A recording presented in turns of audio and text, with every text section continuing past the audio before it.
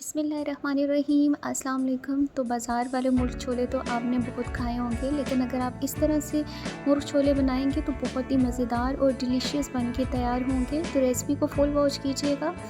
तो रेसिपी शुरू करने से पहले रिक्वेस्ट है, चैनल को लाइक सब्सक्राइब कर दीजिएगा। चलते हैं अब अपनी रेसिपी की तरफ। तो मैं यहाँ पे कुकर में बना रही हूँ। तो यहाँ पे मैंने 1 कप जो है वो कुकिंग ऑयल शामिल कर लिया, उसको यहाँ पे गर्म कर लिया। देन उसके बाद 2 मीडियम साइज़ के प्याज मैंने स्लाइस में कट करके शामिल कर दिए।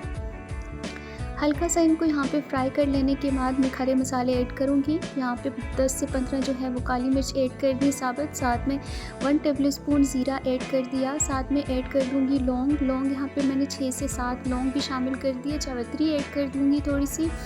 सारी चीज़ें यहाँ पे मैंने इसमें ऐड कर दी और प्याज के साथ इनको फ्राई कर लेंगे। प्याज को ज़्यादा आपने डार्क ब्राउन नहीं करना, क्योंकि इससे जो है हमारे सालन का कलर ख़राब हो जाएगा। तो यहाँ पे तेज़पात ऐड कर दिए 2, साथ में 1 टेबलस्पून नमक शामिल कर दिया, 1 टेबलस्पून लाल मिर्च शामिल कर दी, 1 टेबलस्पून धनिया पाउडर भी ऐड कर दिया। यहाँ पे 1 टेबलस्पून कश्मीरी लाल मिर्च ऐड कर दी है।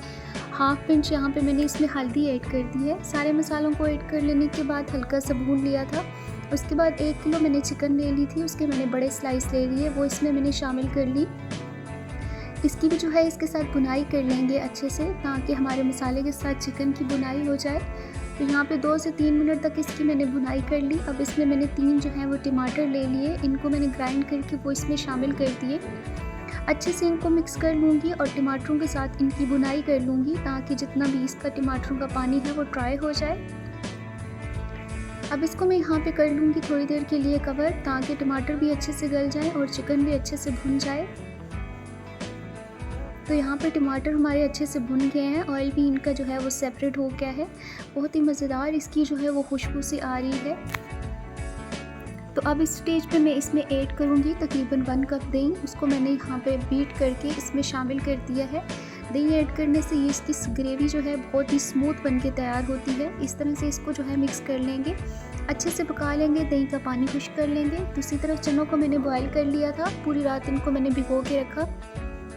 सुबह इनको मैंने इस तरह से बॉयल कर लिया है, बहुत ही अच्छे से ये बॉयल हो गए हैं। दूसरी तरफ यहाँ पे हमारा चिकन जो है उसका दही का पानी भी ड्राई हो गया है। अब यहाँ पे पानी शामिल कर देंगे, ताकि जिसमें हमारी चिकन भी गल जाए और ग्रेवी भी बाकी रहे। हरी मिर्च यहाँ पे 4 से 5 ऐड कर दी, कवर कर दिया इनको। तकरीबन 6 से 7 मिनट के लिए कवर कर दिया। चिकन यहाँ पे हमारा अच्छे से जो है वो गल गया है, तो इतनी ग्रेवी इसमें रहने देंगे। अब इसमें चने शामिल कर देंगे, चनों को भी यहाँ पे अच्छे से मिक्स कर लेंगे। 2 से 3 मिनट तक इसको यहाँ पे पकने देंगे। तो 2 से 3 मिनट बाद यहाँ पे मैं इसमें काली मिर्च 1 पिंच ऐड कर दूँगी, साथ में इसमें मुट्ठी भर के मैं जो है वो धनिया शामिल कर दूँगी।